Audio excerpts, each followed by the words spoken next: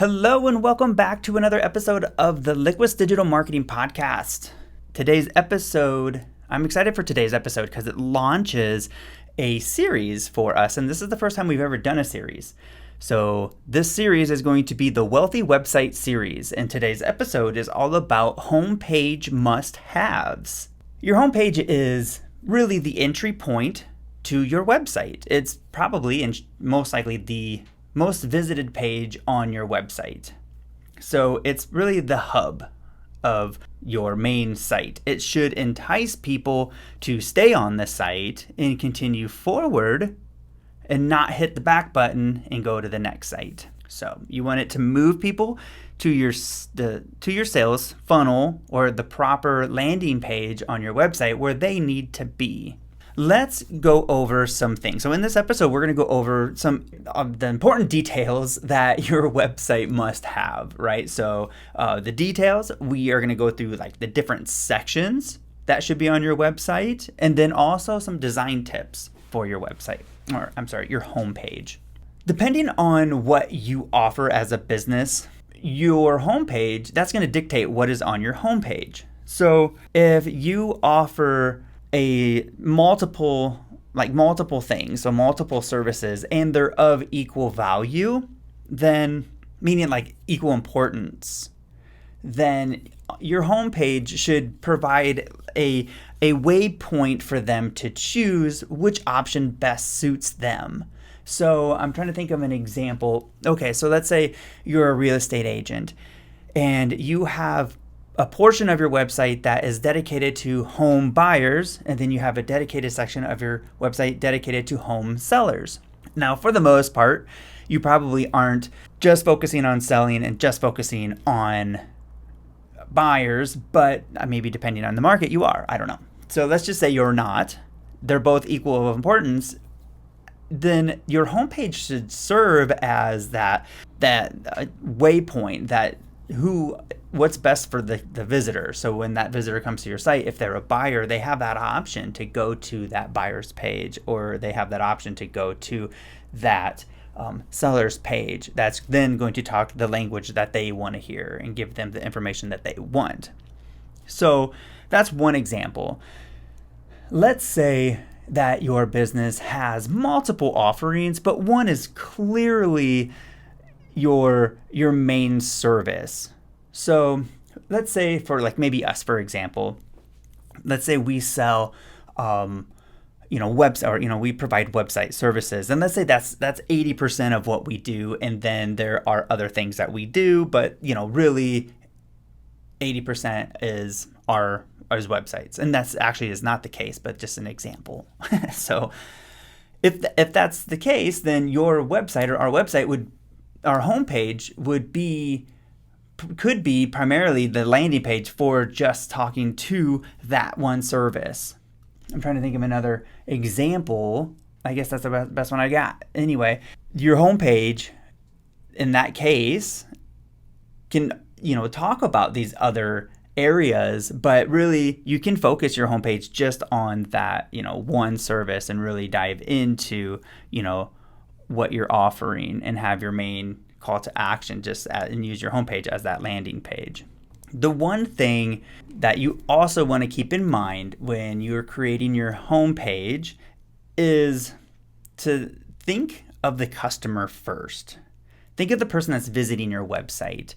And what happens a lot of times is people want to put everything, as much information about themselves at the top to try to get people to click and push it all up to the top. So it's all there and give everyone all of the options that they could possibly take, because everything is very important and everybody needs to do everything, which is the completely wrong approach. What you really want to do is first focus on your customer's pain point or the solution that you're providing to the customer. Like, what is the customer going to get out of it? So it should be about the customer. When the customer's reading that top headline, it should be about them. How are you solving their problem?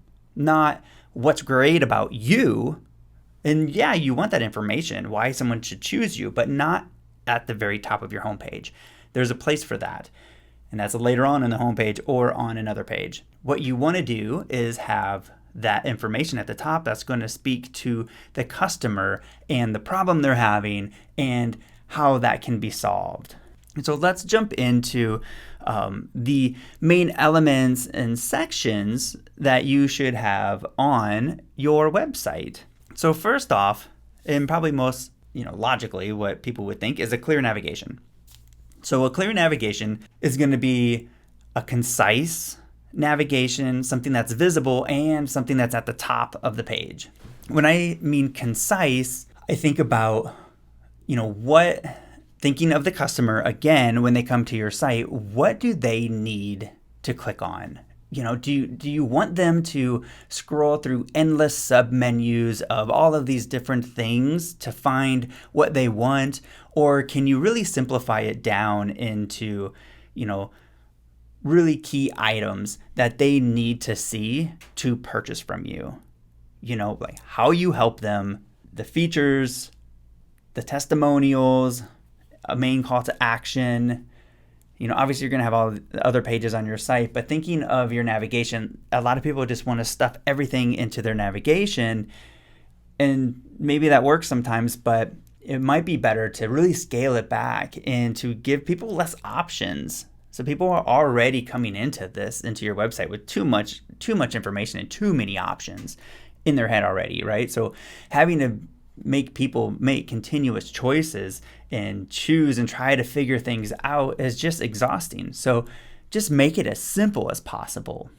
So a clear, concise navigation, something that's visible, and I say at the top, and that's because it conforms to the masses. It conforms to what everyone expects. And you see it where the navigation isn't at the top. It's maybe stuck to the bottom or on the side or something that's fun and cute and, trying to be unique, and that's great, but it does break the mold of what people expect, and it can cause user experience issues. People expect certain things, so just give it to them. Don't make it difficult. Your website is to convey a message, not to break the mold of the internet. Okay, clear navigation. Next item is the hero section. So that is that top big block on the top of your homepage that usually has like some background image or some image and some a little bit of text and a button or something. This hero section needs to clearly communicate what you do and how it benefits your visitor. It should include a headline, a subheader, I said that weird, a subheader, and a clear call to action, and also an image that supports the text. So it could be a background image, it could just be an image off to the side of the text, but you want to keep the text clear and obvious and to the point, and avoid being overly cute and using jargon that only you would know or someone in your industry would know. You're better off to use verbiage that is just straight and to the point and explains clearly what you do and how it benefits them without being too overly cute and, where people have to try to guess and, maybe they mean this or maybe they mean that, or I kind of see what they did there because this is what they offer and this is the words that they used. Well, that's great, but if you really want to get this down, there's other ways and other areas to do that. The header or the top hero section of your homepage is probably one of the most important parts of your site. So I wouldn't screw around with that area.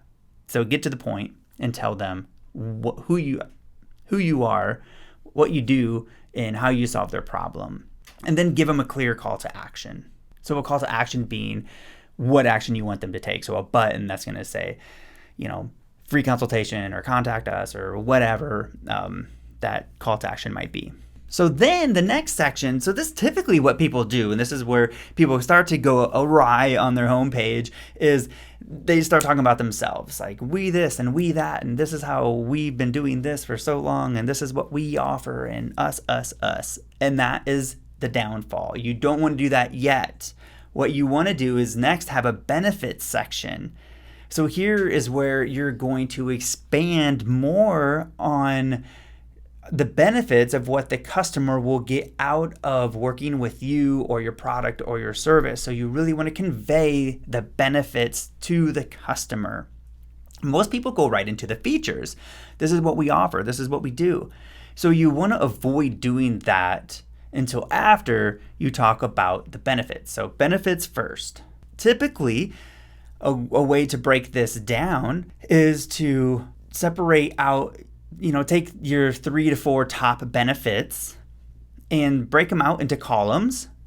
And I'm sure you've probably seen this, but you have, 3 separate columns, and then have some icon or image that represents that benefit for visual purposes, a short little headline that just says what the benefit is, and then a short description underneath that explains in a little bit more detail what that benefit is. So that's one way to really lay that out on your page. Then the next section would be the feature section. So this is going to show them all about what they'll get, what you offer, all of your services, all included stuff. So the features. Okay. Following that, you need to have social proof. So that is obviously going to be your reviews or testimonials. So some tips on this: anytime you can get a video testimonial from your customer or client, that is hands down the best way to have a testimonial on your website. It's authentic. It shows people it's real. It comes from the customer's mouth, not yours. It's even better if they're not overly produced. Make them raw and real. That's the best way to go about it. But those are hard to come by, right? They're not always easy to get. It's not like your customers are always wanting to jump on camera. So I get it. The next best thing is obviously the written testimonial. When doing a written testimonial, if at all possible, include the person's image. And sometimes that can be hard, but a tip is almost every business owner or almost everybody has a LinkedIn profile. And usually people have taken the time to upload somewhat of a professional picture onto their LinkedIn. Keep in mind the testimonial image is typically a little round circle or a little image, so it's not like this big beauty image of your client. So it doesn't have to be great. It's usually just like a little headshot. You can usually find that in their LinkedIn profile. So what you could do is just go get that image and download it or copy it from their LinkedIn profile, and then just ask them if it's okay that you use this image for your testimonial. I would say 90% of the time they're going to say yes, or provide you with one they would prefer you use, which is probably going to be better. Okay, so then you want to have, next is your main call to action. Basically, this is what you want people to do. This is, if someone's ready to take action, what is the main action you want them to take? Contact you, schedule a free consultation, schedule online, go buy this product, or register for this event. You need to tell them clearly what that is. So I usually have a section that has, a title that's going to have some information about, are you ready to join or ready to take action, with some subtext below that speaks to how they should do it, what to expect. Click the button below and send us this information or fill out this form, and this is what is going to happen. So you're giving them a path, you're telling them what's going to happen and what to expect. And you want to try to make that as easy as possible. I've even seen it where putting in, it takes less than a minute and, you'll be done. Obviously that's not great verbiage there, but within a minute you can be registered for this event, and you'll be on your way. That is definitely something you want to have. And I also would advise having that at the bottom and then also having that at the top, right? So you have in that header section, the hero section, we talked about having that call to action. You want that at the top and at the bottom. So in the bottom section, think about they've scrolled through your page and now they're ready to take action. At the top, maybe they're most likely probably not ready to take action, but maybe they're returning. Or went to another page and now they've come back. And then this is another element that most people don't think about when thinking of their homepage. and it's a missed item, and that is the list building call to action. When people are on your website, they're not always ready to buy. So having your main call to action for them to take this next step to becoming a buyer, such as contacting you, may not be the call to action for them. So provide them with a secondary call to action. And that secondary call to action should be something to where you can collect their email address and start building your list. And what that's going to allow you to do is stay in front of them with email marketing and newsletters and continue a relationship with them. And ways to do that would be have a free download, offer something free that is going to entice them to download it. So it has to be something of value, a checklist, or, there's a million different ways that you can provide value through a free download. And basically they fill out the form and then they can receive or get emailed your download. And then upon filling out the form, they go into your CRM or your automated system. So that is the second call to action, the secondary call to action I always recommend people having on their homepage. Because most likely people, when they first come to your homepage, aren't ready to buy. Give them some other call to action, something to do, and give them some value. Okay, so that's the sections. Those are all of the main sections you should have on your homepage. And not to say that you can't have more, but you should have at least those. Okay, so let's talk about some design tips.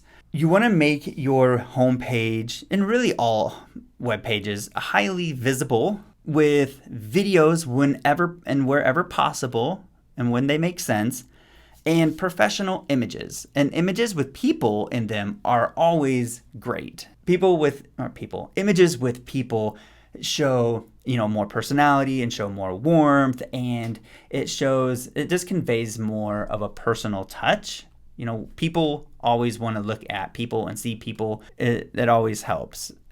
You can get, if you don't have professional photos, you can go and get stock photos at numerous places. There are some really great stock photos, and then there are some really cheesy stock photos. So be aware of what photos you're selecting. Try not to get the really cheesy stock photos because they're gonna look cheesy. So get good photos. And if you can have photos of yourself or your team or your environment or your building or your office, that's better. But if you can't, then get good stock photos. You might have to pay a little bit, but it's worth it. Okay, use short copy. Copy is another word for verbiage or the content on your site. There might be areas that make sense to write, long form copy, right? There definitely are. But when we're talking your homepage, definitely not. Definitely not. I would say in 90+% of cases, definitely not long form copy on your homepage. You want it short. You want titles. People don't really read until they find something they need to read and they have to read. And even when they do that, they're skimming. People just skim, right? They skim, they find, they look, and then until they see what they want to hear. Then they'll go back and they'll look, and they don't just read word for word like it's a book. So your website shouldn't be written like a book. It should be, little pieces of verbiage and images and titles and broken up content. With that, use a lot of white space. White space is just space around your elements. Don't put everything so close together and try to bunch everything up and worry that everything has to be up at the top.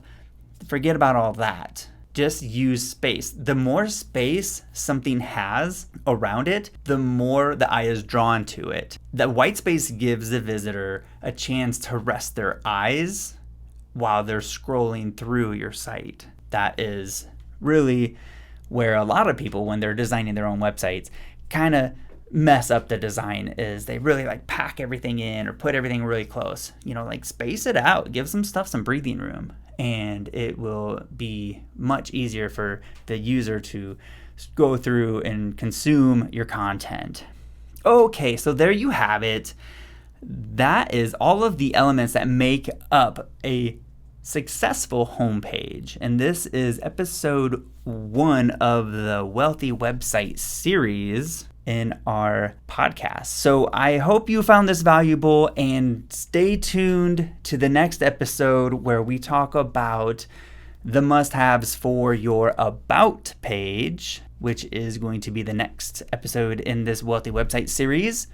And until then, we'll see you in the next episode.